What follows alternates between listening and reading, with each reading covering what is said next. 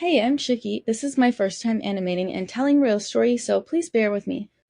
High school crushes are always roller coaster of emotions, aren't they? Well, let me tell you about mine. I was hopelessly committed to him for 2 years, without even dating. Pathetic, I know. I turned down every guy who approached me, convinced that he was the one. He was the typical dorky guy. Glasses, awkward posture, and die-hard Twilight fan. My best friend never lets me forget about my crush on him, constantly teasing me. Our first real moment happened at our seniors' welcome party. One of them was performing Love the Way You Lie by Rihanna and Eminem, and the atmosphere was electric.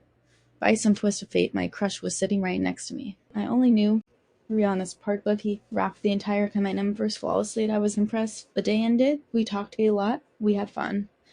And then, nothing. Just nothing. Despite being in the same class, he never spoke to me again. No texts, no casual conversations, nothing. But even in that silence, my feelings only grew stronger. I memorized Eminem's rap just because of him. I spent my high school days stealing glances at him, admiring him from afar.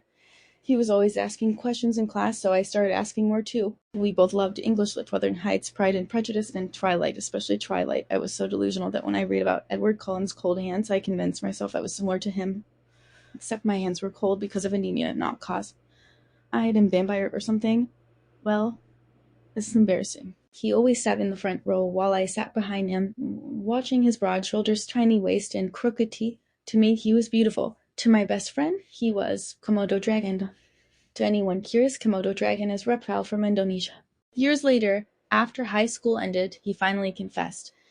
He had liked me all along. By then, he was in med school, and I was in dental school. We reconnected, chatting about school, old memories, and our shared interests.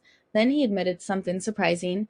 That day at the welcome party, he rapped Eminem's part nervously, hoping to impress me. I was completely oblivious. I had no clue back then. It was nostalgic, almost sweet, until I started noticing something off. After talking for a few months, we decided to meet at a cafe. We went down the memory lane and talked about everything. Little details surfaced. Things he shouldn't have known, places I'd visited, private conversations I'd had, even the smallest social media interactions. I never imagined he'd go as far as threatening a classmate just because he found out that the guy had poked me on Facebook.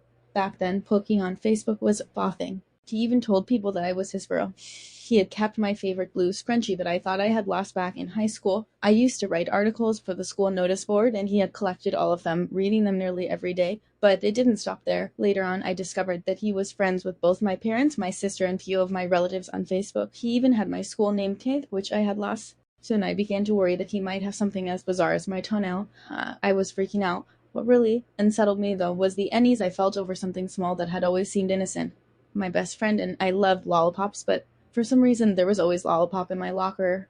I thought my best friend was secretly leaving them there, but it turned out he was the one putting them in there. I couldn't believe someone could open another person's locker so easily, and now I was terrified. The final straw came when he remembered the exact words I'd said on the first day of class.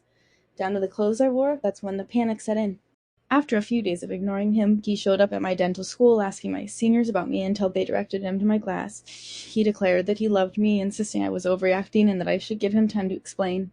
This behavior became almost daily occurrence. He would appear in the dental school cafeteria, skipping classes to hang out with my seniors, and he went around telling them that I was his girlfriend, even though I wasn't. He refused to listen, repeatedly insisting that I would never find someone who loved me like he did. Fed up with everything, I finally yelled at him to stop following me. He sprinted out of cafeteria. Thank God he stopped following me. What I thought was a harmless high school crush had turned into something darker. This wasn't admiration. It was an obsession. My crush had been my stalker all along. Thank you for listening to my rant. I hope you liked it. Please feel free to give me feedbacks, and please tell me about your story of stalker in the comments. I would love to read them.